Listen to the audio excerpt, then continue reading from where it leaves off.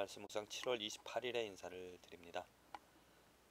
우리를 삶을 살아가면서 신앙생활에 나가는 것, 이 나무처럼 신앙생활을 올바로 해 나가다 보면 분명히 이렇게 풍성한, 정말 시냇가에 심은 나무처럼 풍성한 열매를 맺게 되어지리라 믿습니다. 풍성함이 있습니다. 열매가 있습니다. 성령의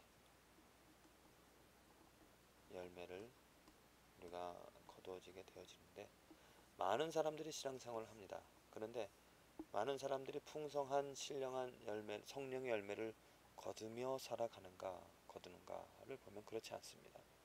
많은 사람들 가운데 정말 소수의 사람이 이 성령의 열매를, 풍성한 열매를, 하나님의 열매를 거두어가면서 기쁨 가운데서 소수의 사람만이 살아가고 있다는 것, 곧 신앙생활 하는 사람들 가운데서 많은 사람들이 잘못 신앙생활을 하고 있다는 거죠.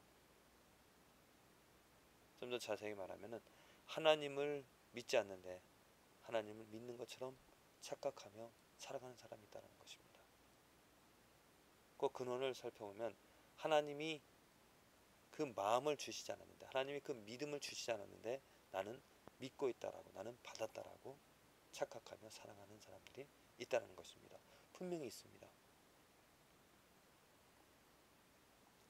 신앙생활은 나의 의지와 나의 노력과 나의 결정으로 되어지지 않습니다. 우리가 사형리를 보면은 이제 예수님을 영접하십시오. 그래서 내가 이제 결정함으로 해서 영생을 얻게 되어진다라고 믿으라고 이렇게 하는데, 그건 잘못된 믿음입니다.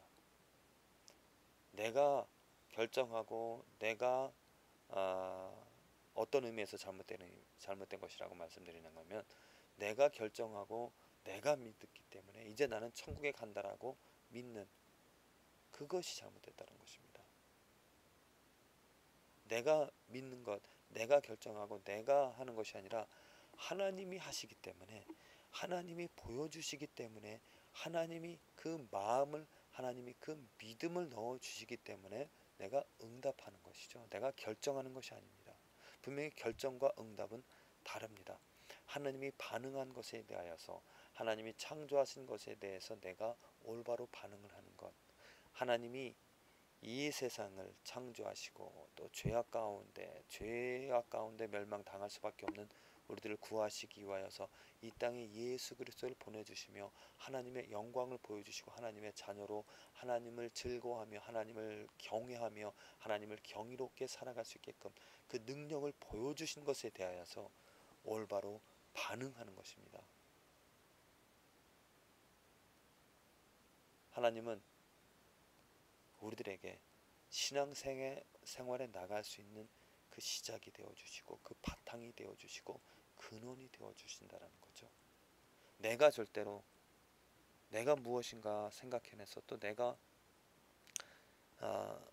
무엇인가를 이렇게 찾아서 행하는 것이 아니라 하나님이 해주셔야 된다는 겁니다. 절대적으로 하나님이 해주셔야, 하나님이 주권자가, 우리들의 삶의 주권자가 되어지듯이 믿음의 이 신앙생활도 하나님이 주인이 되어진다는.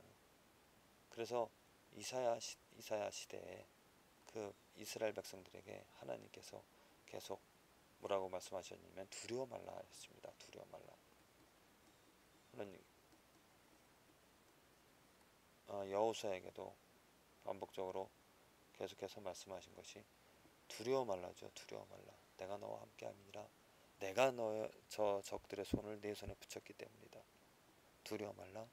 내가 너희들의 그 고난과 역경을 알고 있고 너희들의 필요를 내가 알고 있고 너희들의 그 앞길을 알고 있기 때문에 내가 너희들과 함께하며 내가 너희들을 고칠 것이고 내가 너희들에게 그 마음을, 그 믿음을 줄 것이기 때문에 두려워 말라.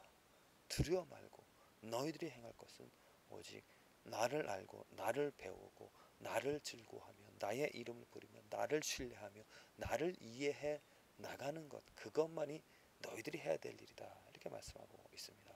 그렇습니다. 우리 신앙생활에 나가서 내가 노력을 해서 내가 열심히 기도해서 또 내가 철야 기도하고 내가 큰 은혜 받아서 내가 무엇인가를 해보려고 해 나가는 것이 아니라 그것은 내가 주인이 되어져 해 나가는 것이잖아요. 그렇지 않습니다. 하나님이 내 눈을 뜨게 해주시고, 하나님이 그 마음을 주시고, 하나님이 사모하는 마음을, 또 뜨거운 믿음을 주셔야, 간절한 믿음을, 간절한 바람을 주셔야 내가 그것을 바탕으로 해 나갈 수 있다라는 것. 절대적으로 우리 신앙생활의 주체는 하나님이 되어진다라는 것, 거듭 말씀을 드립니다. 그러니 내가 올바로 신앙생활에 나갈 수 있다. 그 길은 하나님의 주권에 달렸다. 그렇다면은 하나님은 어떠한 사람에게 믿음을 주시고 어떠한 사람에게 그 마음을 주시는가? 사실 모르죠. 하나님이 행하시는 일이니까요. 하지만 하나님이 우리에게 그 기회를 모든 사람들에게 주셨다는 것, 무엇이냐면 하나님의 말씀입니다. 하나님의 말씀, 성경 66권을 우리에게 주셔서 하나님을 알 수 있는 그 기회를, 하나님은 그 말씀을 통하여서 하나님을 알 수 있는 믿음을, 또 하나님을 배울 수 있는 그 기회를 말씀을 통하여 주셨습니다.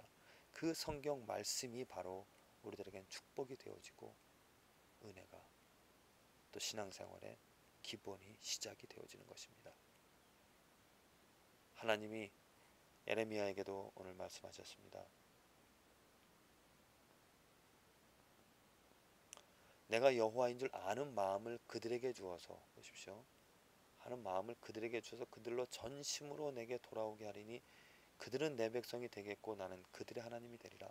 분명히 말씀하는 것은 하나님이 주체라는 것입니다. 하나님이 그들에게 그 마음을 그들에게 주실 것이고, 그래서 그들이 전심으로 하나님에게로 돌아와서 하나님의 백성이 되어진다는 하나님의 절대적인 주권을 여기서 우리는 볼 수가 있습니다. 하나님이 무엇을 통하여서 이스라엘 백성들을 부르시는가?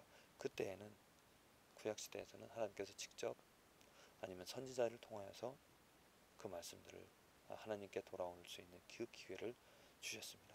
지금은 성경 66권이 완성이 된 지금은 요즘 이단이라고 말할 수 있는 사도 운동하는 그런 사람들이 있는데, 그건 내가 이제 사도다, 내가 하나님으로부터 이제 부름을 받았다, 개인적으로 하나님의 콜링을 받아서 내가 예언도 하고 그 사도들이 할 수 있는 일들을 내가 지금 한다, 그렇게 말하고 있는데, 그렇게 행하다 보면, 그런 사람들의 말을 듣다 보면 성경 말씀을 떠날 수밖에 없습니다. 성경 66권을 통하여서 하나님의 계시는 완성이 되어졌습니다.